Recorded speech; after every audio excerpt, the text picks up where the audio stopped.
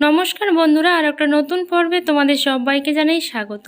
আজকে নিয়ে চলে এসেছি বেশ কিছু দরকারি টিপস। প্রথম যে টিপসটা তোমাদের সাথে শেয়ার করব, দেখো কুমড়ো যখন আমরা বাজার থেকে অর্ধেক কিনে নিয়ে আসি, তার মধ্যে কিন্তু দেখো এরকম কিন্তু দানা থাকে, আর এই দানার কারণে কিন্তু খুব সহজে কুমড়োটা পচেও যায়। তো এই দানাটা যদি আমরা বের করে দিতে পারি, তাহলে কিন্তু কুমড়োটা অনেক দিন পর্যন্ত ভালো থাকে। সেটা ফ্রিজে রাখলেও ভালো থাকবে, আর ফ্রিজে না রাখলেও কিন্তু সেটা ভালো থাকবে, কারণ এই দানার থেকেই কিন্তু প্রথমে পচতে শুরু করে। দানা বা এই যে ভোবা বলে, তো এখান থেকেই কিন্তু পচতে শুরু করে কুমড়োটা। তো দেখো এভাবে কিন্তু সহজেই আমি তুলে নিচ্ছি। তো খুব সুন্দর করে যতটা আছে ঠিক ততটাই কিন্তু তুলে নেব, তাহলে কুমড়োটা দীর্ঘদিন পর্যন্ত ভালো থাকবে। আর অবশ্যই কিন্তু এটা তোমরা ট্রাই করে দেখতে পারো যে এটা কতটা উপকারী। তো দেখো এইভাবে কিন্তু আমি সেকেন্ড যে কুমড়োটা আছে সেটাও কিন্তু তুলে নিচ্ছি, এই ভোমাটা। তো এটা কিন্তু আমি ফেলেও দেব না, এটা কিন্তু আমি অন্য কাজেও লাগাবো। তো এই যে দেখো সুন্দর করে আমি তুলে নিচ্ছি।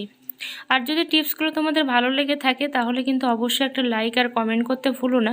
চ্যানেলে নতুন বন্ধু হয়ে থাকলে অবশ্যই চ্যানেলটা সাবস্ক্রাইব করে পাশে থেকো। অল নোটিফিকেশানটি অন করে দিও নিত্য নতুন ভিডিও পাওয়ার জন্য। আর যারা অলরেডি চ্যানেলটা সাবস্ক্রাইব করে দিয়েছো, সবাইকে জানাই অসংখ্য অসংখ্য ধন্যবাদ। তো এভাবে দেখো আমি ছাড়িয়ে নিচ্ছি, আর এই দানাগুলো কি করব সেটা কিন্তু আমি পরে বলছি। দেখো সুন্দর করে আমার ছাড়ানো হয়ে গেছে। আর অবশ্যই কিন্তু তোমরা টিপসটা অ্যাপ্লাই করতে পারো। আর এখন যেহেতু গরমকাল, কুমড়ো কিন্তু খুব তাড়াতাড়ি পচে যায়, তাই কিন্তু তোমরা এভাবেই হয় ফ্রিজে, না হলে বাইরেও তোমরা রাখতে পারো। এখন দেখো এই দানাগুলো ফেলবো না, এই যে ভেতরের অংশটা আছে, এই ভেতরের অংশটা কিন্তু কুচিয়ে কুচিয়ে ভাজাও করা যায়, আবার সাথে কিন্তু এক পেঁয়াজ, ঝাল, লঙ্কা এগুলো দিয়ে কিন্তু তোমরা বড়াও তৈরি করে নিতে পারবে, ভীষণই সুন্দর হয়। আর আজকে আমি বড়াটা তৈরি করে দেখালাম না, কিন্তু আমি যেহেতু পরে বড়াটা তৈরি করব, সেই জন্য কিন্তু আমি রেখে দিলাম। আর এই দানাটা তোমরা যেমন ছড়িয়েও দিতে পারো নতুন গাছ তৈরি করার জন্য, আবার কিন্তু এই দানাটা শুকিয়ে সেটাকে তোমরা কিন্তু খেতেও পারো, ভীষণ ভালো লাগে খেতে এই কুমড়োর শুকনো দানা।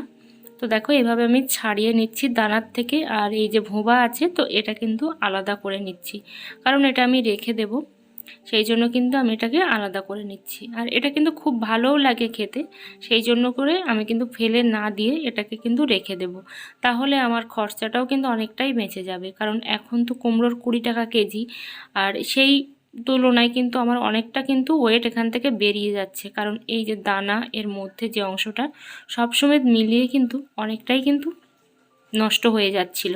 তো পরের যে টিপসটা তোমাদের সাথে শেয়ার করব, দেখো এটা হচ্ছে কুলের আচার। তো কুলের আচার যখন বানিয়েছি তখন কিন্তু গুড়টা অনেকটাই কম হয়ে গেছে, আর সাথে কিন্তু যে রসটা সেটা কিন্তু মরে গেছে, তোমরা দেখেই বুঝতে পারছো, একেবারেই কিন্তু ঝুরো ঝুরো হয়ে গেছে।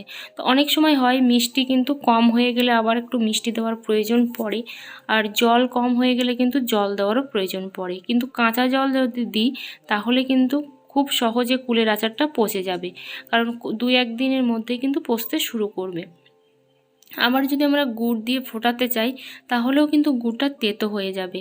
তো কিভাবে আমরা এখানে গুড়টা দিতে পারি, দেখো এখানে আমি পাত্রে দিয়েছি অনেকটা পরিমাণে জল, ঠিক যতটা আমার জল প্রয়োজন তার মধ্যে আমি গুড় দিয়ে দিয়েছি। তারপরে এই গুড়টা দেখো ভালো করে কিন্তু আমি ফুটিয়ে নিয়েছি, দেখেই বুঝতে পারছো এর মধ্যে কিন্তু কোনো রকম কাঁচা জল নেই, পুরো ফুটে গেছে।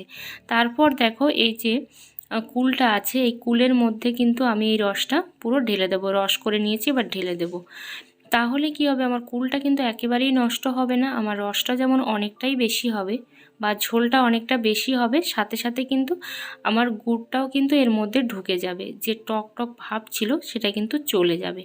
তো এইভাবে কিন্তু তোমরা দ্বিতীয়বার ঝোলটাও বেশি করে নিতে পারো, আবার গুড়টাও কিন্তু দিয়ে দিতে পারো। এভাবে আমি 2 থেকে 3 মিনিটের মতো ফুটিয়ে নেব, তারপরে কিন্তু এটাকে নামিয়ে নেব। এই যে দেখো আমার কিন্তু ফুটছে কুলটা, আমি বেশি ফোটাবো না, কারণ বেশি ফোটালেই তেতো হয়ে যাবে, সেই জন্য 2 থেকে 3 মিনিটের মতো কিন্তু ফোটাবো। তো এই পর্যায়ে কিন্তু আমি রেখে দেব, তোমরা কিন্তু অবশ্যই তোমাদের পরিমাণ অনুযায়ী তোমরা রেখে দিতে পারো। তো ভিডিওটা যদি একটু ভালো লেগে থাকে তাহলে কিন্তু একটা লাইক আর কমেন্ট করতে ভুলো না। চ্যানেলে নতুন বন্ধু হয়ে থাকলে অবশ্যই চ্যানেলটা সাবস্ক্রাইব করে পাশে থেকো। চলো পরের যে টিপসটা তোমাদের সাথে শেয়ার করব, এখানে নিয়েছি দেখো সজনোর ডাঁটা। তো সজনোর ডাঁটা দেখবে যে বাজার থেকে কেনা হোক কিংবা বাড়ির, সেটা কিন্তু খুব সহজে শুকিয়ে যায়। কারণ গাছ থেকে পাড়ার সাথে সাথেই কিন্তু শুকোতে শুরু করে। তো এইভাবে যদি সজনে ডাঁটাগুলো রেখে দিই বেশি দিন খেতে পারবো না। তো সেই জন্য দেখো আমি মাঝখান থেকে কিন্তু কেটে ছোট করে নিলাম, যেহেতু অনেকটা লম্বা সেই জন্য কিন্তু ছোট করে নিয়েছি। তারপর এটাকে কি করব, অনেকের ফ্রিজ নেই, কারণ গ্রামের দিকে কিন্তু অধিকাংশ বাড়িতেই ফ্রিজ নেই। তো এইভাবে কিন্তু আমি রাখবো না, কারণ এইভাবে যদি ফ্রিজেও রাখি তারপরেও শুকনো হয়ে যাবে, যদি এভাবে নর্মালভাবে রাখি তাহলেও কিন্তু শুকনো হয়ে যাবে। তো এখানে দেখো আমি একটা পরিষ্কার কাপড় নিয়েছি। কাপড়টা আমার দেখতে এরকম হলেও কিন্তু একেবারেই পরিষ্কার। তো দেখো এইভাবে কিন্তু আমি মুড়িয়ে রাখছি, আমি এটাকে জল দিয়ে ভিজাইনি। তোমরা যদি ফ্রিজের মধ্যে রাখতে চাও তাহলে জল দেওয়ার প্রয়োজন নেই, আর তোমরা যদি বাইরে রাখতে চাও অবশ্যই কিন্তু কাপড়টা ভিজিয়ে একটু নেকড়ে নেবে, তাহলেই কিন্তু হয়ে যাবে। পরের যে টিপসটা তোমাদের সাথে শেয়ার করব, দেখো অনেক সময় বাজার থেকে যখন টমেটো বেশি করে কিনে নিয়ে আসি তার ফলে কি হয় যে হয়তো অনেক সময় লাস্টের দিকে কিনি খুব ভালো ফ্রেশ টমেটো আমরা পাই না, তখন কিন্তু অনেক সময় পচেও যায়।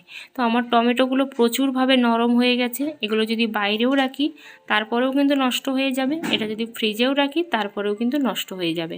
তো সেই জন্য দেখো টমেটোটা কিন্তু আমি ভালো করে যেমনভাবে কাটার আমি কিন্তু তেমন করেই কেটে নিচ্ছি।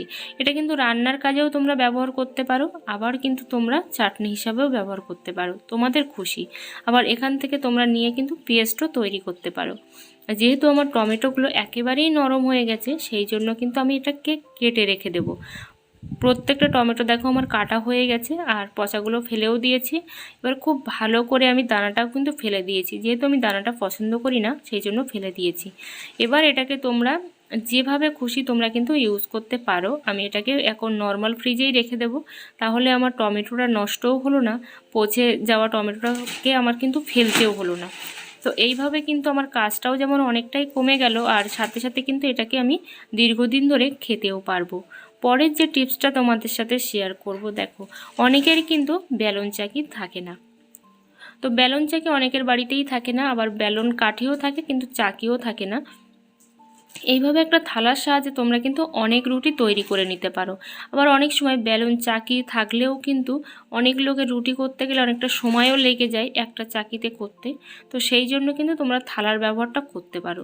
প্রত্যেককেই যে টিপসটা ফলো করতে হবে তার কিন্তু কোনো মানে নেই। তো দেখো সুন্দর করে কিন্তু আমি এখানে বেলে নিচ্ছি। তোমাদের কাছে যদি বেলন কাঠিও না থাকে তোমরা কিন্তু গ্লাসের সাহায্যেও বেলে নিতে পারো, সেটাতেও কিন্তু সুন্দর করে তোমরা কিন্তু এই রুটিটা তৈরি করে নিতে পারবে। আবার কিন্তু মোটা কাঠির সাহায্যে কিংবা বোতলের সাহায্যেও কিন্তু রুটিটা তোমরা তৈরি করে নিতে পারবে। দেখো আমার যতটা পাতলা করার প্রয়োজন ছিল আমি ঠিক ততটাই পাতলা করে নিয়েছি।